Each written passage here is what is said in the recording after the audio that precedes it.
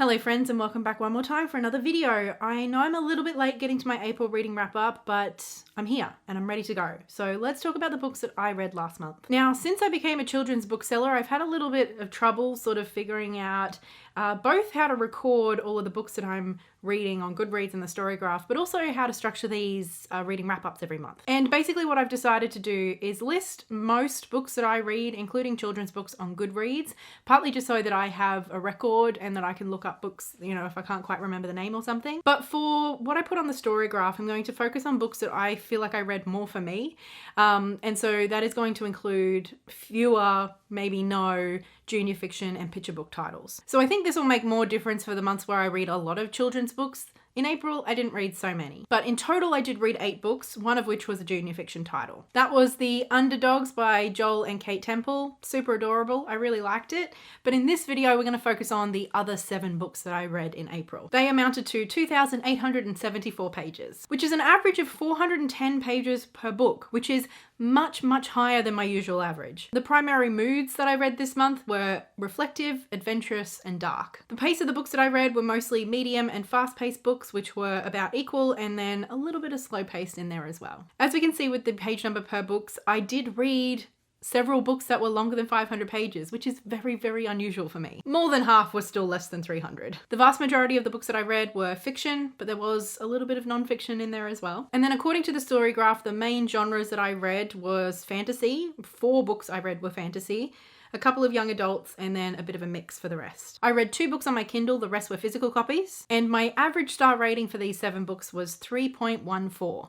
Now, I am trying to stick to whole star ratings because I feel like the graph just looks weird and I get a bit overthinky if I'm thinking of like half and quarter stars even. So I'm doing my best to make a decision about rounding up or rounding down when I'm sort of on the fence about a book. And although 3.14 isn't a terrible average rating, it definitely isn't super high, and I do feel like I've had a bit of a mixed experience with my reading in April. And you can definitely see that on this graph here. I have a big spread. I had a 5-star read and I had a 1-star read, and there was plenty in the middle. In terms of the category of books, I read 2 YA, 1 graphic novel, 1 middle fiction, 1 non-fiction, and 2 adult books. Personally, I don't really feel like those 2 adult books should be classified as adult. I think they read much more YA, but we'll talk a little bit more about that later, and that is the spread in terms of the categories that I've been reading in April. As per usual, I'm going to go through these books in order of star rating. So we start with a 1-star, we start pretty negative, but then we move our way up to my favorite books of the month. So let's start with the 1-star book. And if you saw my latest reading vlog, you know exactly what book is coming up.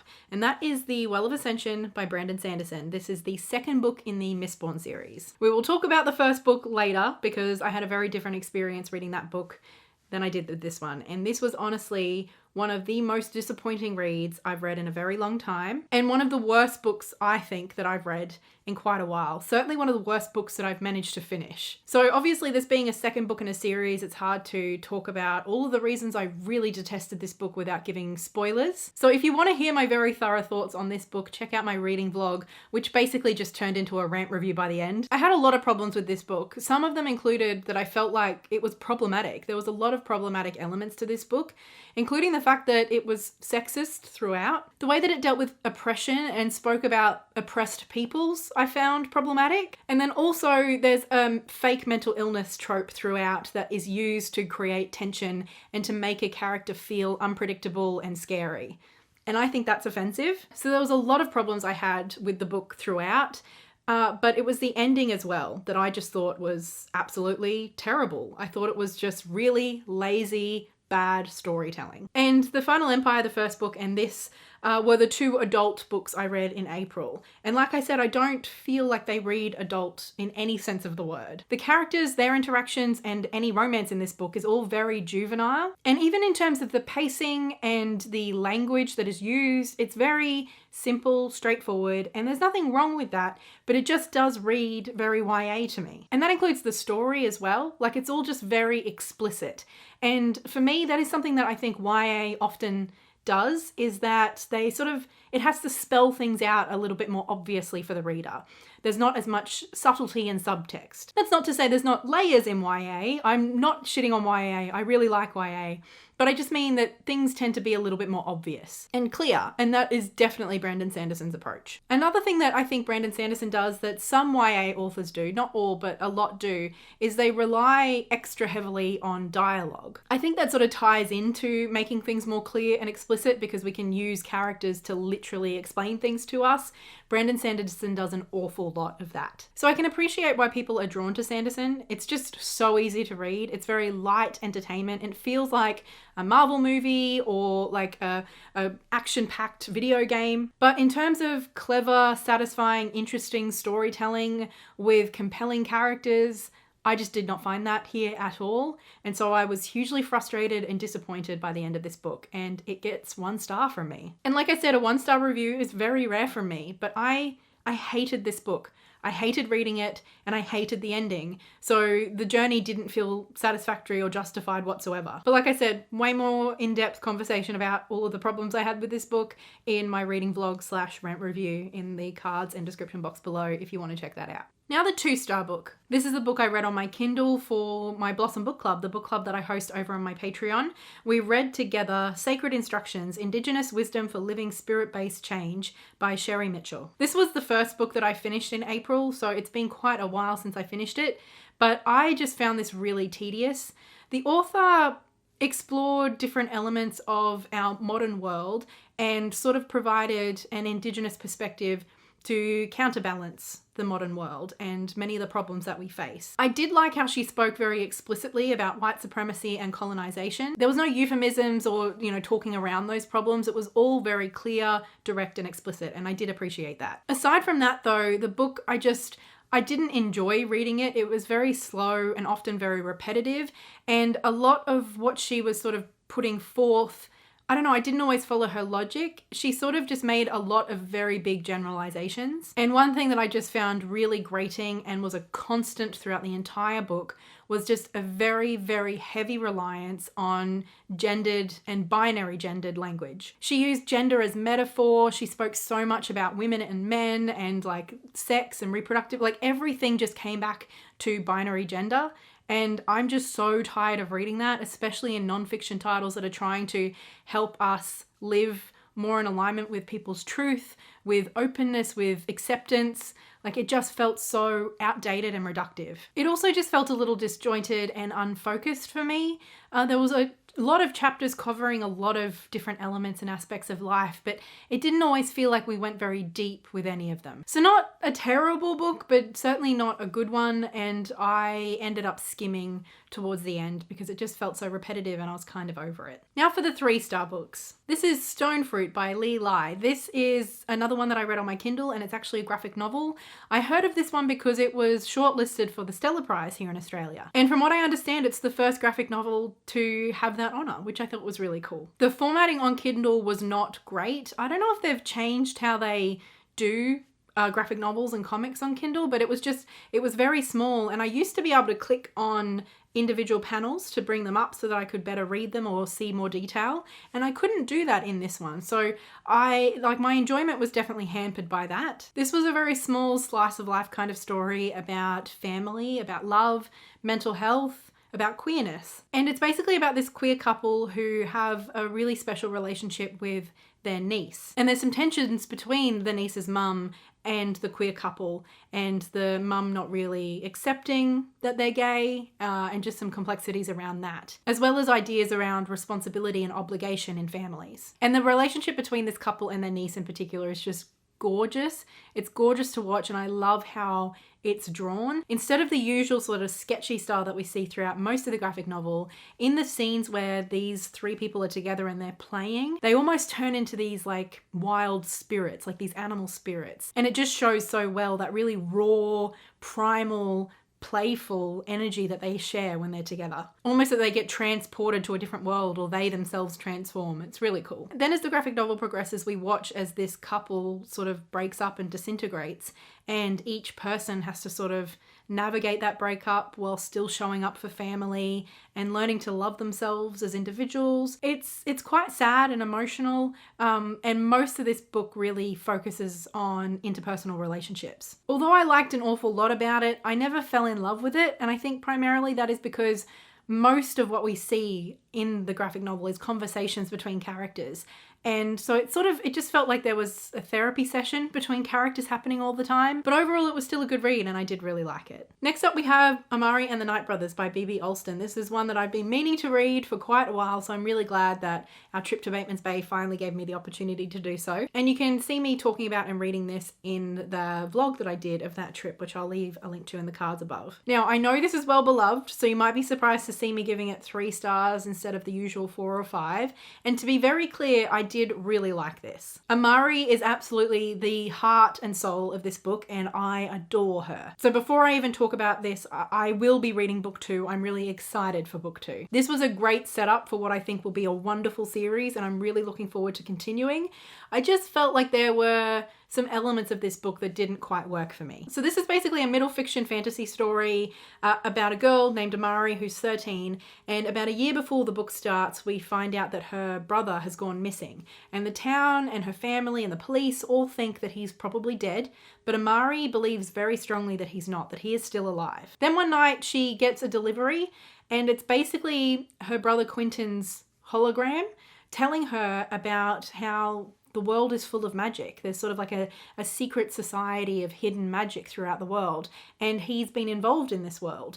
And it's an invitation for her to come to the academy that he had trained at and to discover magic for herself. Although this is very exciting, Amari is more interested in the fact that this is sort of an opportunity for her to learn more about what happened to Quentin and maybe find him. So she goes off to this academy and stuff happens. She finds out that the power that she possesses is one that is very much feared and actually considered illegal in this world. So she has to really fight for her right to be here and to attend this academy. So like I said, it's a fun setup with an incredible cast of characters, of the center of which is definitely Amari, and she's just wonderful. Where I think this book sort of stumbled a little bit was that it did very much read as a debut to me.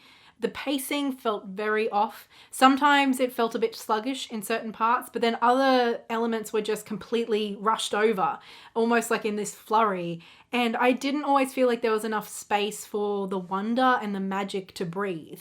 Sometimes I sort of forgot that even though Amari's a magician, that I was reading a fantasy book. I guess the atmosphere wasn't really built up for me in the way that I was hoping it would be. So although I really enjoyed the story and I really loved Amari, I wasn't completely invested or engaged in the world itself. That's why I decided to give it 3 stars instead of 4. More of a 3.5 to be honest. It's really fun and I'm definitely looking forward to book 2. There's just so much potential here. Even if it didn't quite meet that potential for me in this book, I'm optimistic that it will in future installments. Now for the 4-star books. The first 4-star is The Final Empire by Brandon Sanderson. This is the first book in the Mistborn series, so this comes before The Well of Ascension. And I mean, I gave it 4 stars, so I obviously went into The Well of Ascension with pretty high hopes. Again, I've done a full reading vlog of reading this book, so if you'd like to see my journey and my final thoughts in more detail, definitely check that video out. Ultimately, I had plenty of criticisms with this book, in particular some of the narrative devices and just some of the characterizations, and again, how simple this all reads. But overall, I just had a lot of fun. And so that's where this 4-star rating comes from. I read it in less than a week. Like, it was just a really, really fast, fun, light entertainment kind of read. And I appreciated it for that. The premise for this is basically that we're introduced to a world where the Dark Lord, the Lord Ruler, has been ruling for 1,000 years. And things are pretty terrible. There's slavery, and there's ash falling from the sky during the day, and there's weird mists that everybody's scared of that come out at night. And so the Scar, which are the oppressed, enslaved class in this world, decide to attempt a revolution. And they hire this band of thieves and misfits who is headed by a character named Kelsier to help them overthrow the Lord Ruler. Kelsier is a very charismatic, kind of arrogant, fun to watch, but I didn't find him very lovable character. And he is what is called a Mistborn. He's somebody who has a bunch of powers, which are pretty cool. Our other main character is Vin. She's a 16 or 17-year-old street urchin. She is a Scar. And she finds out from Kelsier that she is also a Mistborn, that she has these powers she didn't even know she really had. And so they get together with the rest of Kelsier's crew and try and overthrow the Lord Ruler. And so there is an awful lot of setup in this book. I've realized quite quickly that that is the thing that Sanderson really likes to do. The first 80% of his books sort of are just a bunch of things happening without a whole lot of really strong momentum. But it's the last 10 to 20% that sort of become this whirlwind of excitement and reveals and all of that sort of stuff. Although I didn't love all of the reveals, I did find most of them quite satisfying and fun in this book. And so it felt like overall the journey was worth it. So I almost had whiplash, I think, after reading and enjoying this one so much and just having such a good, fun time with it.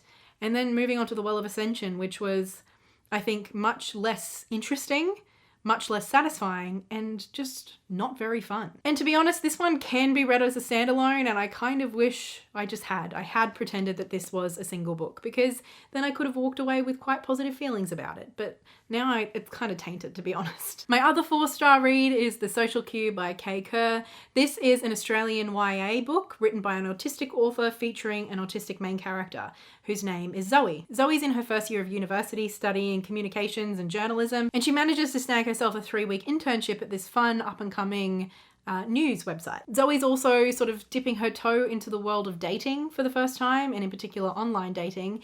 And so she decides to write an article about her experience of being a woman, of being autistic, and trying out Tinder for the first time. And this piece goes viral. Lots of people really connect with it and with Zoe and her experience. And there's lots of support for this piece in the comments. And there's also 5 comments from 5 people who say that they've met Zoe or known Zoe in the past and that they actually have had feelings for her previously, and that she just happened to miss the signs. And so her editor sort of gives her this project of creating a series out of this article and going to meet these 5 people, talking to them, maybe going on a few little dates here and there, and to find out what the signs were that she missed. So it's got fun rom-com kind of vibes, but Zoe is just such a warm, compelling narrator that you fall in love with her and her journey. The book certainly doesn't shy away from harder hitting moments and some of the more like challenges that Zoe faces, both in the workplace, but also personally and interpersonally. For example, there's a scene where Zoe witnesses an abuse of power by police against an autistic person, and obviously that is just really triggering and traumatizing for her. I love the way that this book explores things like autistic masking and boundary setting and just navigating interpersonal relationships, whether they're platonic or professional or romantic, as an autistic person.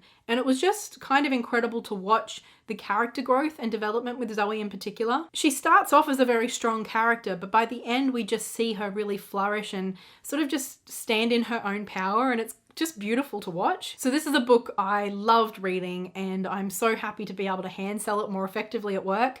It's been quite a popular little title the last year or so since it was released, and I can definitely see why. I know it's Australian and a lot of you won't be, but if you are able to get your hands on this and it sounds at all like something you'll enjoy, I highly recommend it. It's warm, it's beautiful, it's funny, and it's also just really powerful. And my 5-star read of April. And then my 5-star read of April is Catching Taylor Crow by Amberlynn and Ezekiel Kwaymullina.